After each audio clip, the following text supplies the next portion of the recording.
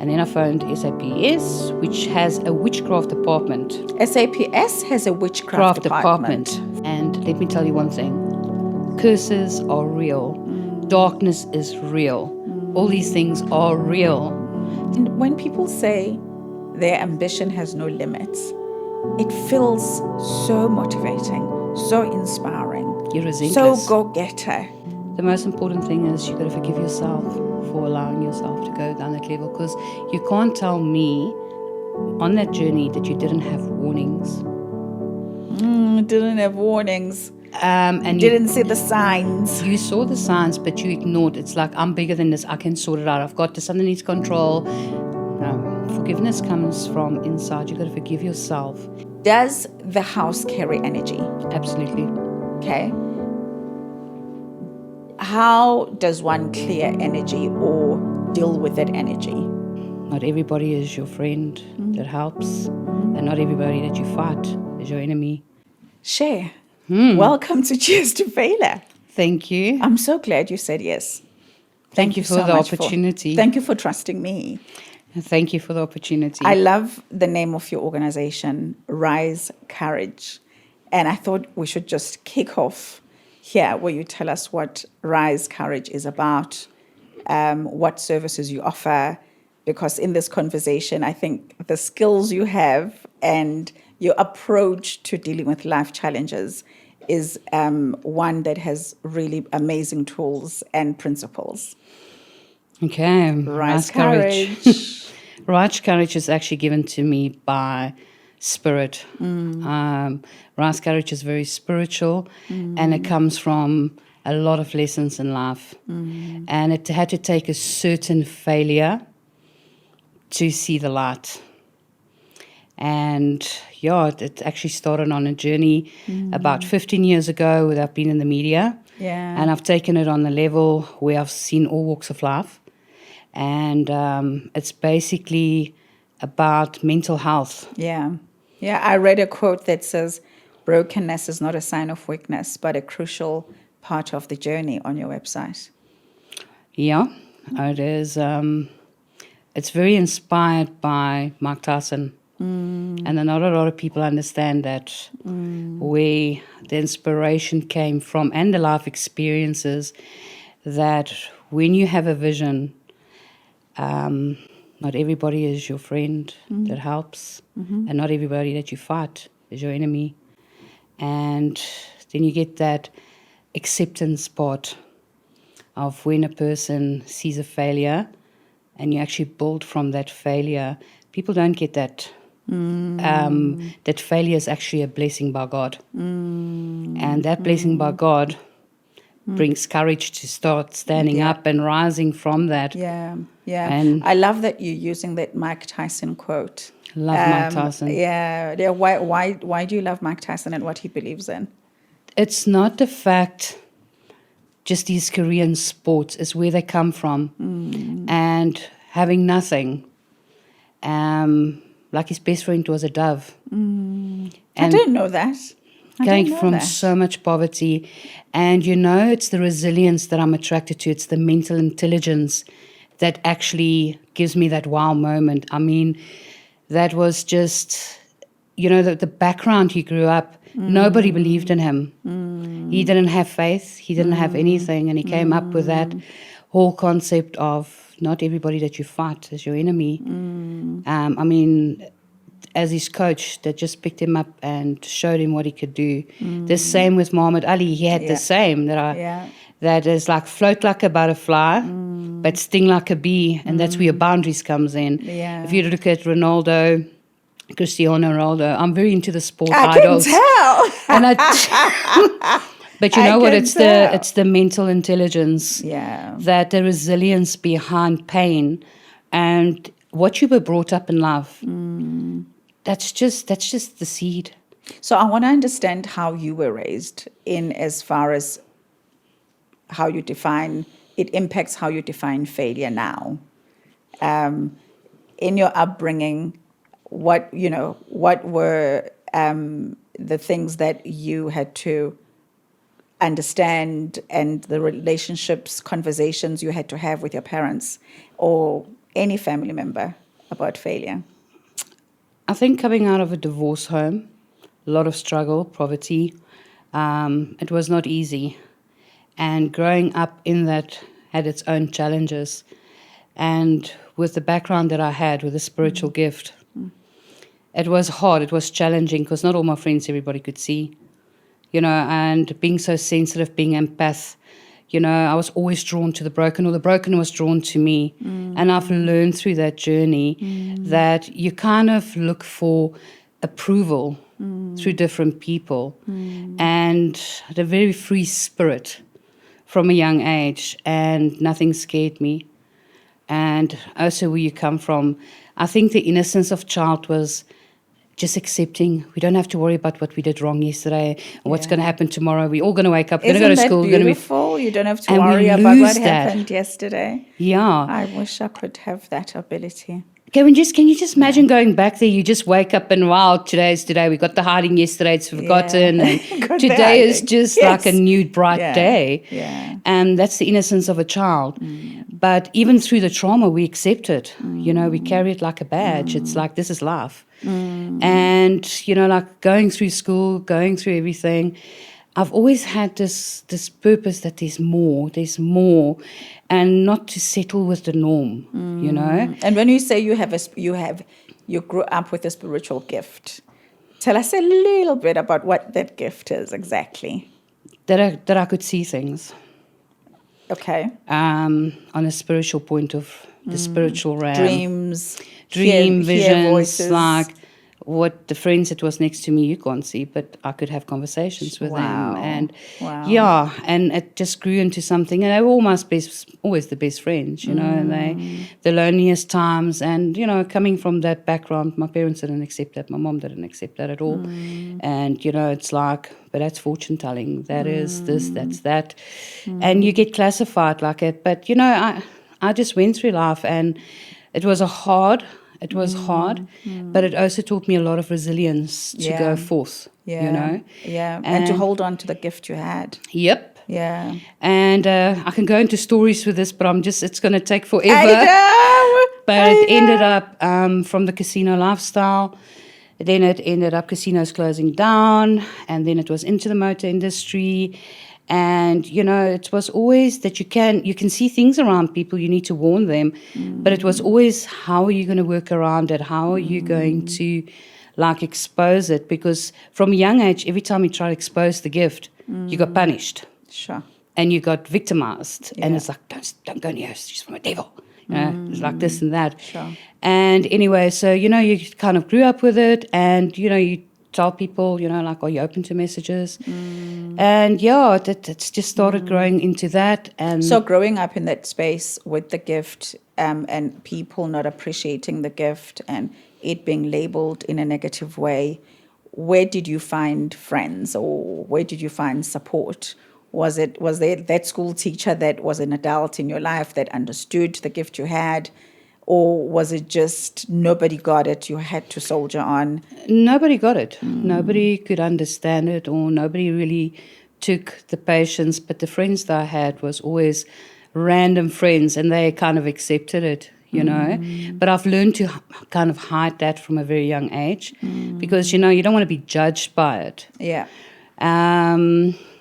It had its challenges, let me tell you that. Yeah. And then as you grow up, you kind of accept it, and then you just go, and whoever accepts you. And I think where it leads to the next point is that it was starting to become so strong, the gift. It was, you must remember, there was no tarot cards involved in the beginning. It was pure gifts. And then it went into the motor industry, and then I handed a few messages over, and it just became in your job. Yes. You had a job that was a formal job. Absolutely. But in that job, I don't know, as messages, a PA, as an accountant, as a HR practitioner, whatever it is you did, you would have displays of your spiritual gift. Yeah, motor industry, that's my one passion, and my weakness is cars, because V8 engines, V12, V6 power, and the sound and the music with it. Yeah. That's where I grew, and the gift just became stronger and stronger and stronger. And it was kind of like I became a threat like the villain, and nobody wanted to associate. Sure. And you always felt like the outcast, like you're different. Yeah. And then one day I just made this decision, that's it. I'm going to give myself the opportunity to go into Psychic Shé.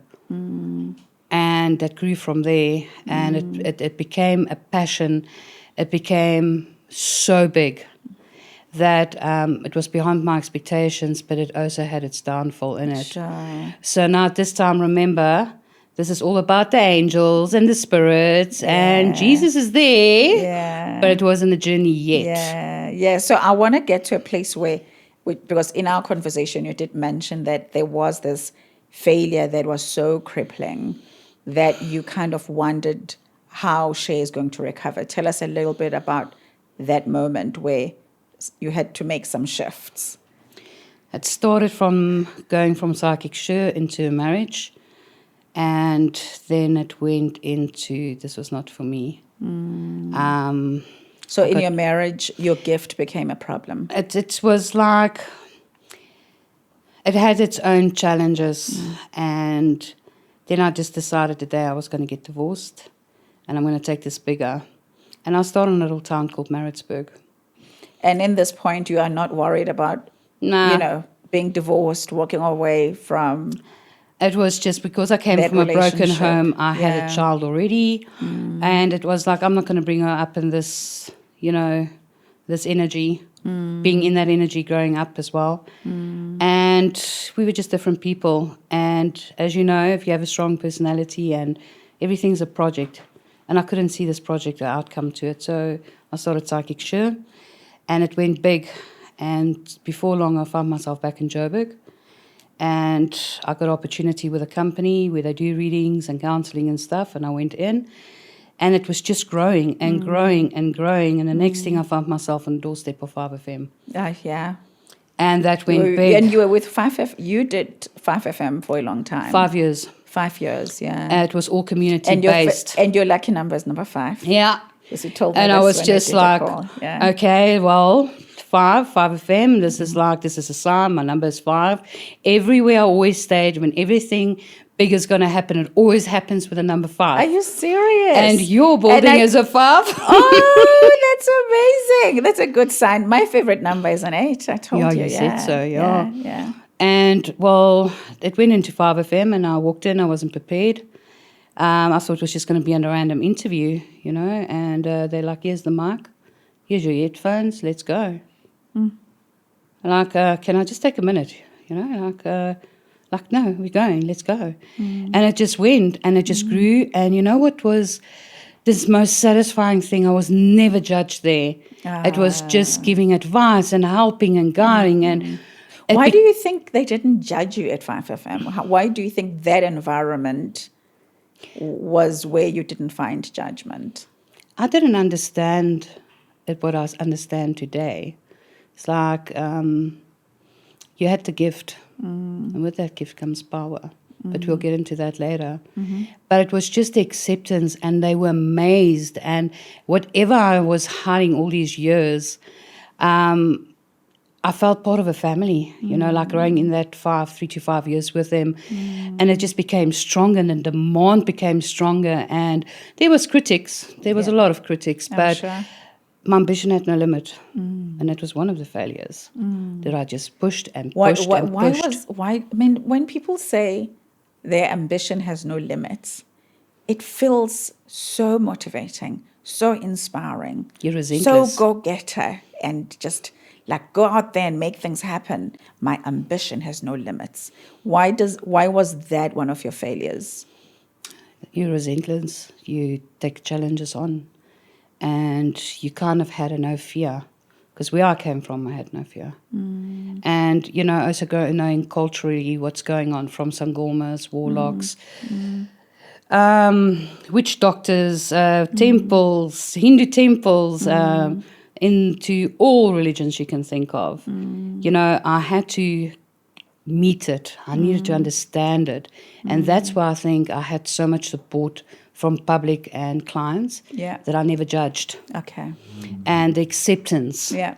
You are who you are. And everybody has a story, and that story matters. And And it just grew and grew. And then something happened in my personal life. And then I had to make a move. That was the best choice at that time. And I thought, okay, well, I'll have the office in Johannesburg. And most of my support came from KZN. Okay. And at that time, like I said, it was all big, angels, spirits, everybody was around. Jesus was there, but I wasn't ready yet. Yeah. I wasn't ready yet. And, the strangest thing is with this faith, when I entered a temple or wherever I entered, I always had this little voice in my head, hey, but the Bible says this is wrong, hey? But you pass that fear, you want more, you want to know more. And, it was I must be honest with you, in this process, even when I was married, I had a very open-minded husband. He tolerated, he didn't understand, but he okay, all right, but just be careful, There was warnings, but it was like the spirit is like, no fear, let's go, and living on the edge. But so if your husband is accepting, your ex-husband is accepting of your gift, then what was the tension that resulted into you walking away from it? There was a lot of we were. It was a lot of lessons. We should have never got married. Okay. And that stems to the point where I will get to now, where I think God also took me through this journey was part of that. It's just when two people are not connected or not meant to be together. Yeah. Very restricted, very controlled. But he had his good points. I must be honest with you. I take off my hat today, standing where I am, to see that any man can be with a person that can talk to their people, see their people, help all these people. And, it's not easy. Yeah. So I take my hat off for that. Yeah, yeah. But in the end of the day, Psychic Shé grew and it grew and it grew.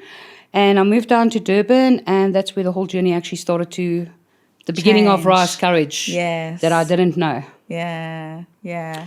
And it basically, it went into a territory where I did a lot of marketing, couldn't understand why things didn't work out. Why is there not a shop here?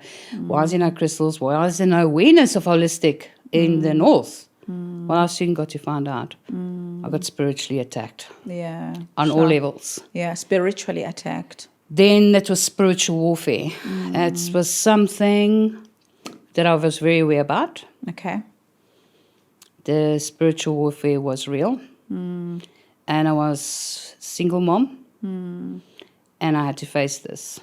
And at that point, you still feel you are fearless. Fearless at that time because she was still on 5FM. The support was there, the marketing, the clients was phoning. I moved in to Mshlanga, and I could feel there was a bit of a vibration. There was a lot of blockages at the time. Energetically, you are feeling this, the energy. There was something I was fighting, and I just didn't know. My dreams didn't add up. Nothing added up. So, long story short. Do you understand your dreams? Like, can you make sense of them? Yes. Okay. Yeah. Sometimes it takes a minute. Okay. But now more than ever. Really? So, it took a journey to go through this spiritual warfare. It took more studies. It was like I've had stuff imported from all over the world because I wanted to make this my goal. This was like, this is going to be my little empire. So explain what you mean by spiritual warfare for someone who is not spiritual, who is listening to this podcast. What is, if you just gave a quick explanation of what it means to say, when you say that you are dealing with a spiritual war? Demons are real. Okay. Black magic is real. Hoodoo, voodoo, it's real. It's broken souls that doesn't understand. It comes with every culture. It's not just driven to say, let's say, for instance, we're Christian and there's a dark side to Christianity, which is Satanism. There's darkness. There's people that does curses. There's I don't know how big we can go into it. Yeah, but that's at this point, Spiritual there are these warfare is where energies that everything are a is blocked. combination of everything. It's like you can't understand why you're so depressed. You're always positive. Like there's no reason to feel depressed. And everything normally falls on your lap, but now nothing is falling. Nothing is working. Things are just becoming harder where it used to flow. And then you start asking, is it the house? Is it the friends that I'm involved with? Can the house, I'm sorry, I want to double click on a few things because I am fascinated by this. Does the house carry energy? Absolutely. Okay. How does one clear energy or deal with that energy? You get a prophet in, you get a priest in. Okay. Because if you go in and you look at history, people normally slaughter before they move in. Mm-hmm. It depends on the religion, where certain religion, I'm not going to classify that, right? Don't, please. I will not. Yeah. They normally have to slaughter like goats, Okay. chickens, Yeah. cows, sheep, and then the head has got to go in the ground. And then there is a normal ritual spoken over it. And it goes in the ground to chase out all the previous spirits. Now you're building and you're putting that blood and all of that stuff in the building. It also depends who stayed in the house. There could have been pedophile with trafficking in that house. There could have been serious abuse, either from a man or female. There could have been a murder in the house. There could have been rapes in the house. It all depends what happened. It also depends if people were taken down via greed. And helpers that worked in the house start sabotaging the house down, and you lose all that money. And you obviously, when you have, say, 1 million, 10 million, 50 million rand, and all of a sudden everything is just going, you start getting desperate and you start looking for resources and who can fix this. And everybody comes with a different culture and they put their stuff in there, which clashes. Yeah, so at this point, then you are sensing in Durban, in Umhlanga, that the house, the energy in the house could have a role here. Yeah. And then you try everything and then you bring out the playbook. And that playbook is more research and more research how to fight this energy. And I didn't know at that time I was going against all these different culture and priests, spirits. And this stuff is real, eh? Don't one think for 1 minute this. You get sleep paralysis. You just get this thing that somebody is watching. You're monitoring spirits. And coming from where I came from, I never dealt with black magic. I dealt with the white light, the white energy, clearing the place out. This stuff exists. We're not going to give it power. If you're going to give anything power, that's what's going to continue. So we're going to clear it out. We're going to put crystals, we're going to put candles, and we're going to work with the light and the moon and the stars and, all this illusion around it at the time. But not knowing that what was going to hit was going to be harsh. And that is when I started importing all my products to start Psychic Shé's first shop. And then the warfare at this came. point, Psychic Shé still has It's following from Johannesburg. Worldwide. Good clients from 5FM days. It's still on 5FM, It's still still on 5FM, rolling. And then I opened up this shop. And then I was physically attacked with rituals, animal blood. There was things burned. In the office alone, I had all my canvas from all my you can say my trophies, which I've been all over the photos and stuff, and I found blood, I found all of this stuff. And I didn't know what I was going in. Then I started doing research. It's like burn sulfur. Like when I do research, I go deep, eh? Okay. That's one thing about me. It's not just, you can't just touch the spirituality on the surface. You've got to go deep to the roots to kind of kill this demon. I tried everything. I tried everything that you can think of, and it just got worse and worse. And you have guidance around you. So do you have a mentor? Do you have somebody who prays with you? Do you have a community group that supports I had friends, you? And they gave up. Who's your tribe that's supporting you through this? That's the thing. I never had a tribe, eh? Oh, really? I had friends. Yeah. But everything I learned it myself. Oh, really? Like learning about the religions. It's like going to a Sangoma hut down in Causey Bay. And we were on a holiday, me and my husband, and At the time, you do you for the day and I do me. And I saw, wow, Zululand, here's like a whole tribe thing. Let's go. It's Sangoma. I want to see what this is about, Yeah. So I walked in and it was fascinating. The people they burn and the stones. You're not allowed to look at the Sangoma. And it's like the stories they tell you is like, wow. Oh my God, how do you know this, And it was Bonamanzi. Yeah. They had the Zulu, the whole Zulu, I wouldn't say a camp, but it was more like a village. Yeah. Yeah. And in that time as well, I was like, I got to learn about that. And then I had a personal lady, which I knew as Makosi, which was a friend of mine, which I also met through the readings. Okay. And Makosi taught me a lot about herbs and this and that. But it was never the darkness of the human body parts and the animals. I didn't understand that, Yeah.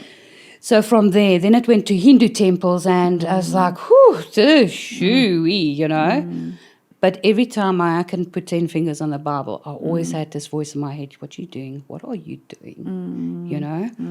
And this is the stuff I learned. I always went out to go and look for answers. I couldn't just accept, well, this is life. No, there must be more.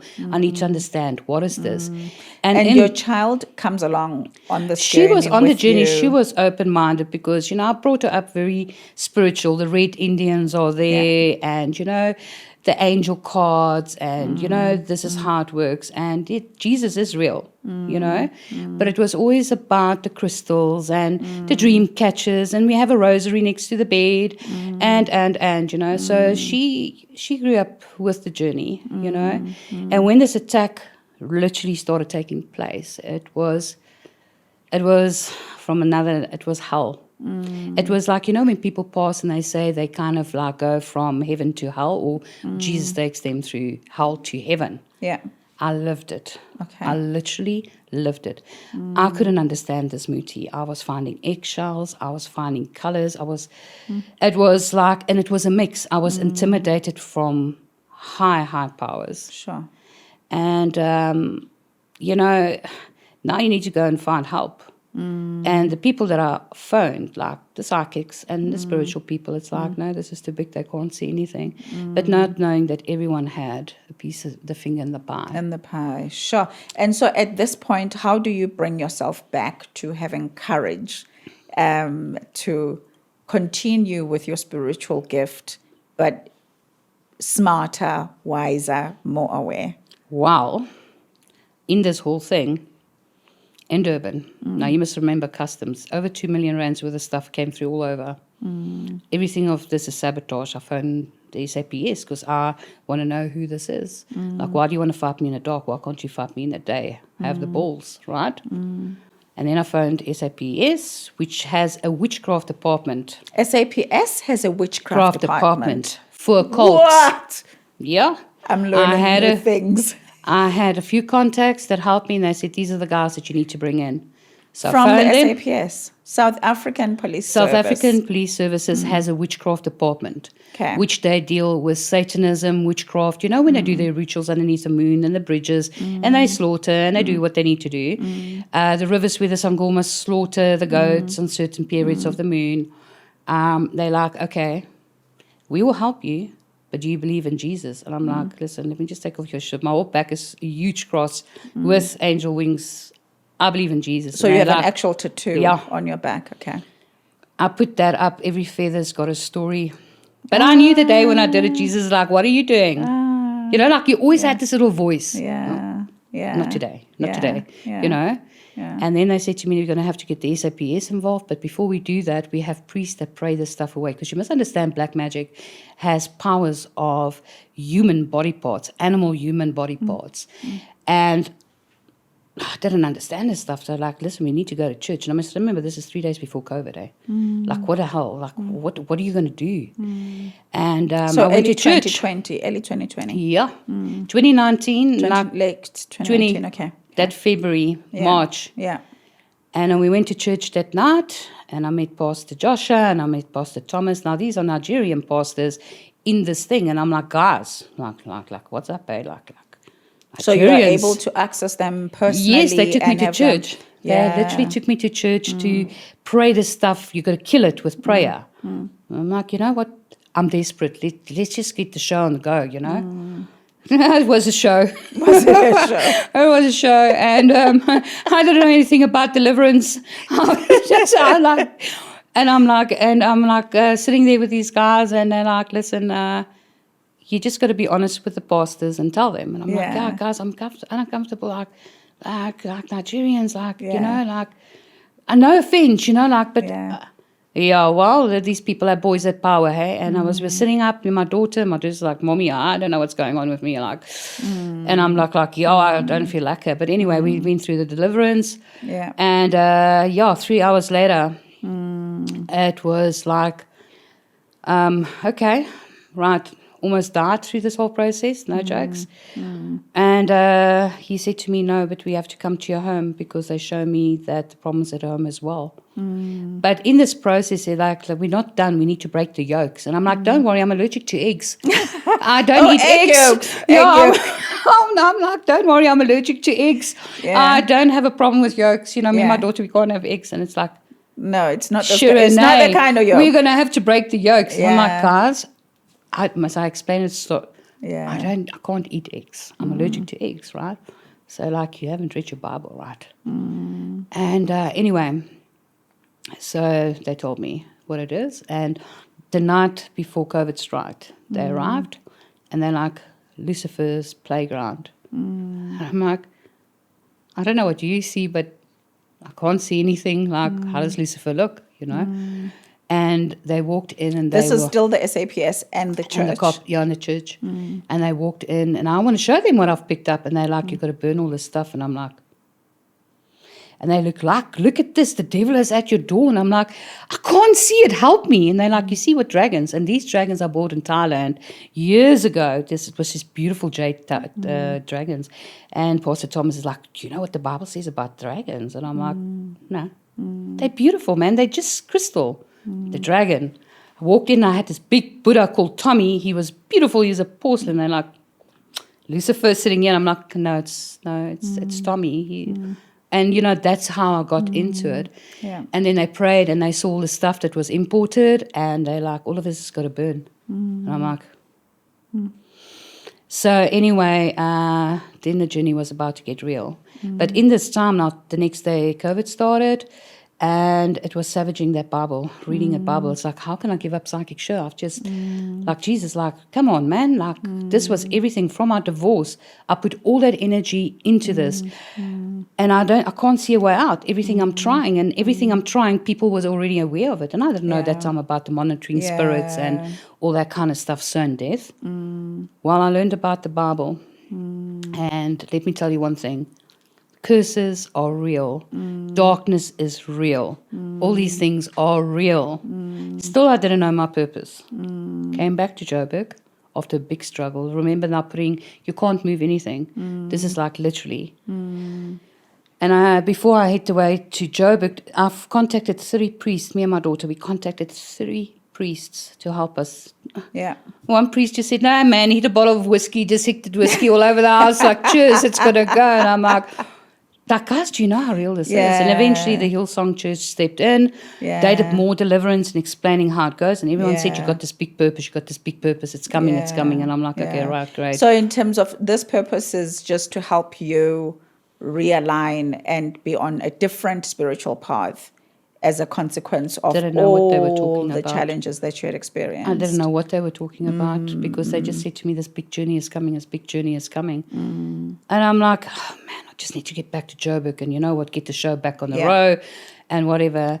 And I remember Pastor Thomas from the Durban church said to me, remember one thing, you are cleared. When you touch this stuff now, it's going to come back 7 times stronger than what it's left your body. And this always stuck with me because I couldn't understand what he was talking about. But in the meantime, a lot of lessons, a lot of stuff went down. And the Hillsong prayed on us, got back to Joburg. Then I went into Mix FM, which I became Motivation by C because I didn't want to touch the psychic stuff. So is this now the beginning of you getting into counseling and therapy and helping people deal with their scars? Yep, that's what I thought. And I'm just like, okay, motivation bossy, grow this, do all these life courses, international courses, whatever. Let's just get the show going, you know? Yeah. And I couldn't feel it. And it was like everywhere I stepped, there was darkness that I've never seen before. And I couldn't understand what was this about. And it was like I could go to churches and I used to see the snakes. And I'm like, what is this? Sure. Like, there's witchcraft in this church, I can't be here. And then I'll go to Yeah. this church and it's like, no. People around, because you can see the demons in people's eyes. And whatever they did, the deliverance, whatever it was a next level, eh? Yeah. And it became stronger and stronger. Then I decided, okay, Mix FM's not going to work. And then so called that this was my last test by God. Yeah. Like, let's see if you're really ready to let go of this. Yeah. And then he gave me a few examples. And, I had my trials, and this is where I met the real deal of narcissism, of people that seek the power. Because when you have a gift, your purpose is to help, to guide, to make people better, Yeah. to encourage them, Yeah. and, you know, to put them on the healing road of transformation and bringing out the best in them. What happened to you is not okay, Yeah. and it's not fair Yeah. at all. Yeah. But you can change the story. And that's when I went into BEE Yeah.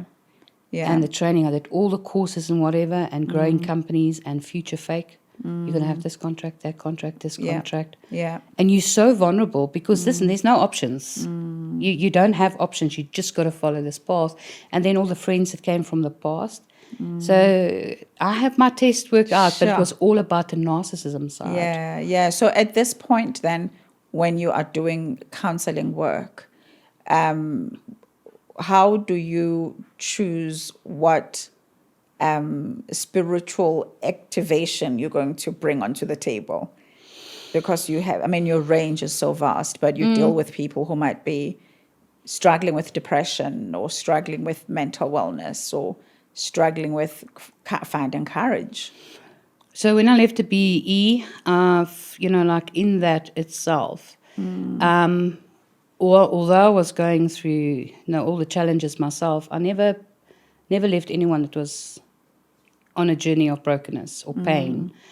And the real journey started when I was in the BE. Tix FM offered me a little bit of a show with the youth, and I fell in love with that youth. I was just like, listen, the counseling and empowering people, we didn't have that advance. You be honest yourself. Yeah. We didn't have that as kids, eh? No. It's just like, you're from the devil, we're going to get proud on you, you punish, go sit in the corner, go think about your sins, come back, and, and we take it from there. But the youth is different, and this is why I love to do youth and empowering the youth, because their vision is so authentic, and you don't need to understand them. You just literally got to love them, because they bring purpose. Remember, the youth is our teachers. Yeah. And then from there, I decided, I'm going to become a counselor. I think this is it. Yeah. And all the experience I had and what I've seen, remember, I've dealt with a lot of influential people. And from the top to the gravel, from the gravel to the top, I've seen it, right? Just take all the experience and telling people I understand what you're going through. I've been through it. Yeah. I've literally gone through it, from the divorce, going through a divorce, going through single parent, the challenges, from the spiritual points. But in all of this, you can make a comeback, because my gift was always about empowering people, building people's businesses, and listen, you're sitting there and telling me you can't do this. Do you know your purpose? Do you know what sits there, and what broke you is going to make you, and people can't see that. Yeah. So if you are to give the audience 3 things they should think about and practice to address the shame they feel from failing or the hurt they feel from failing, what would you say the 3 things are that they should practice and integrate on their healing process? First, most foremost is acceptance. Acceptance. Acceptance in what's going on right now. Yeah. 2, don't live for other people's. That's their opinions, and their opinions don't matter. Don't let that judgment get you down. And if your brokenness, whatever broke you, whatever you see as failure, that you come back. It's your comeback. Sure. That's your comeback. That's your real comeback. That's your purpose in life. And unfortunately, you had to go through all that brokenness. You had to, when they say God strips you down, literally you go down on your knees. So from living the image, living the status, living for people's approval. Remember what I said to you, Mark Tyson, not everybody that you help is your friend. Is your friend, yeah. And not everyone that you fight is your enemy. Yeah. And that help comes from nowhere. And being a friend to everybody and keeping it, you're going to burn yourself out. You've got a mask. You're wearing a mask and you've got to drop that mask. Yeah, yeah. So I would say acceptance and accept what's going on. It's not nice. It's not easy. Yeah, yeah. And I want to talk about one of the things that you brought up. I'm reminded because you talk about acceptance, the idea of forgiveness and the role that forgiveness plays in your journey as you pick the pieces up or heal or move on. Why is forgiveness important? Forgiveness is not for the other person. If you have a company that's R1 million, from R1 million to 100 million rand, and you had enemies taking that down, and now I say to you, Nonto, you need to forgive.